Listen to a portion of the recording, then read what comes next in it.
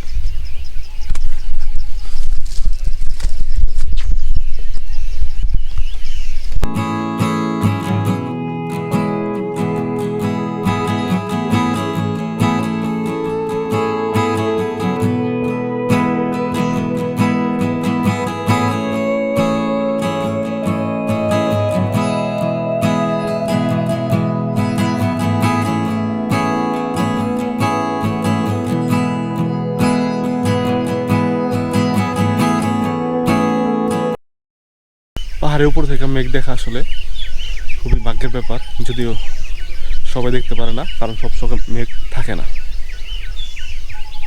আর খুব সকালবেলা, এখন অনেকে ঘুমায় রয়েছে, যার কারণে আমরা আস্তে কথা বলতেছি।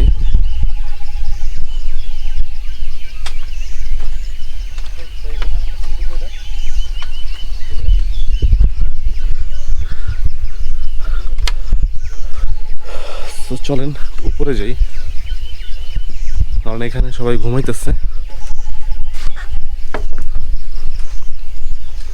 আমরা ওই যে উপরে চলে যাব। এখন আমরা যাব উপরে। ওই যে উপরে যে দেখতে পাচ্ছেন ঝুমঘর, আর তার সাথে একটা মাচা। তার আগে আমরা নিচে যাই, একটু ফ্রেশ হয়ে নেই।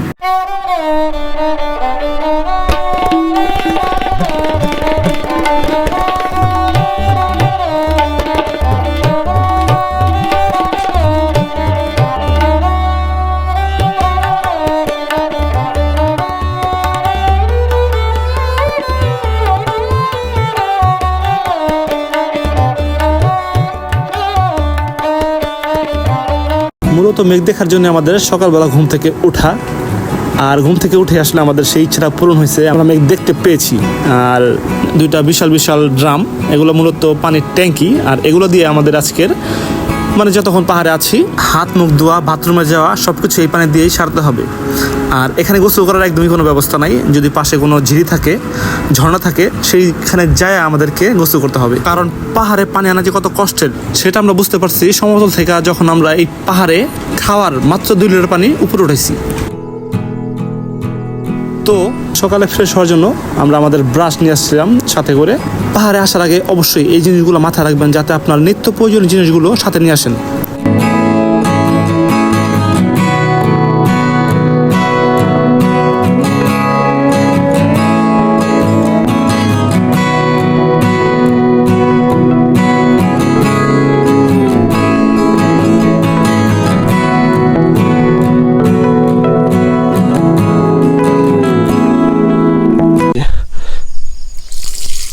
চলে আসলো পানি।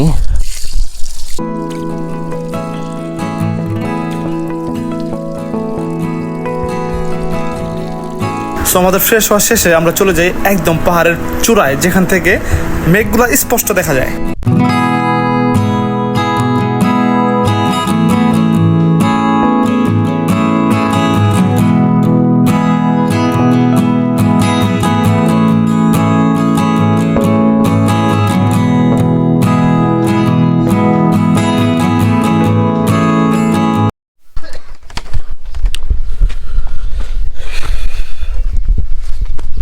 সকালে যখন ঘুম থেকে উঠলাম তখন কিন্তু মানে মোটামুটি সবাই ঘুম ছিল, কেউ ওঠেনি। এখন এই যে দেখেন সবাই মোটামুটি উঠে গেছে।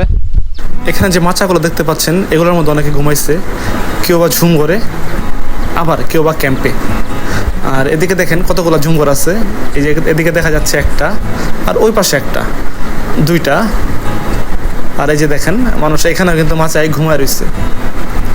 আর এই যে এই সাইডে ঝুমঘর আছে দুইটা, আর ওই সাইডের ঝুমঘরের নিচে আরো একটা আছে। মানে এই সাইডে 5টা ঝুমঘর, আর এই যে এই সাইডে একটা। এদিকে এই যে এই ভাই নিরিবিলি তার সময়টা উপভোগ করতেছে পাহাড়ে। মানে আসলে এটার শান্তিটা একটা আলাদাই শান্তি, একদম রিল্যাক্স মাইন্ড, শীতল আবহাওয়া। ওই যে নিচে আর একটা ঝুমঘর আছে।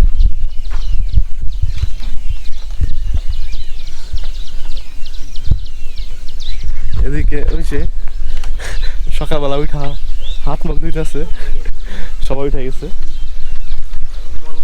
তো চলেন নিচে যাই, নিচে যাই আর দেখি।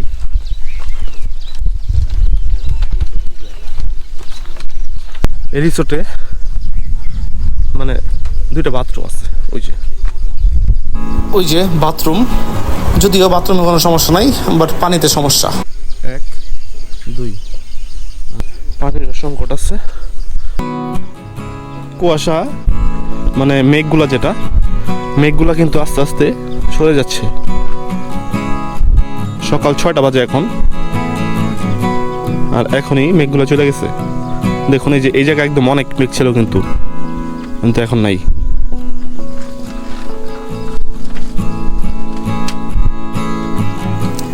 আর আমরা ছিলাম ওই যে উপরে যে দেখতে পাচ্ছেন ঝুমঘর, সেখান থেকে আমরা মূলত এখন নেমে আসলাম এখানে আপনাদের সাথে শেয়ার করার জন্য এখানকার মেঘগুলা। এখন সকাল তো মানে মোটামুটি প্রচুর গরম লাগতেছে এখন। মানে কেন লাগতেছে জানি না, প্রচুর গরম অনুভূতি হইতেছে এখন এই মুহূর্তে। তো হয়তো বা সকালবেলা আর কোনো বাতাস নেই আশেপাশে।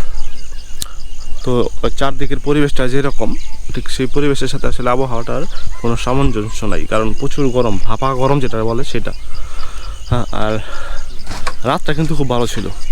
আমরা রাতের ভিডিও আসলে আগের ভিডিওতে দেই নাই। রাত্রে আমরা এখানে ওই যেখানে ক্যাম্প দেখাইলাম ওইখানে ঘুমাইছি।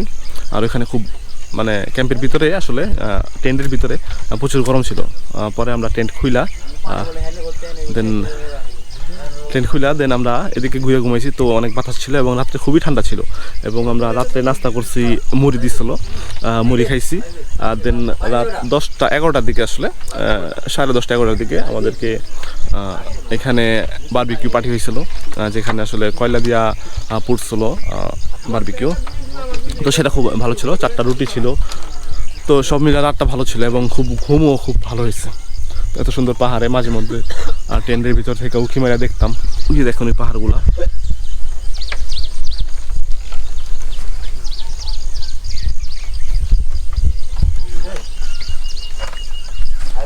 আমরা এখন ঝুমঘরের বারান্দা যেটা, সেখানে বসে আছি। এই যে এটা হচ্ছে ঝুমঘরের বারান্দা, আর এই যে ঝুমঘর। আর এই যে ঝুমঘর একটু ঘুরে আপনাদের আসেন। এটা ঝুমঘর, মূলত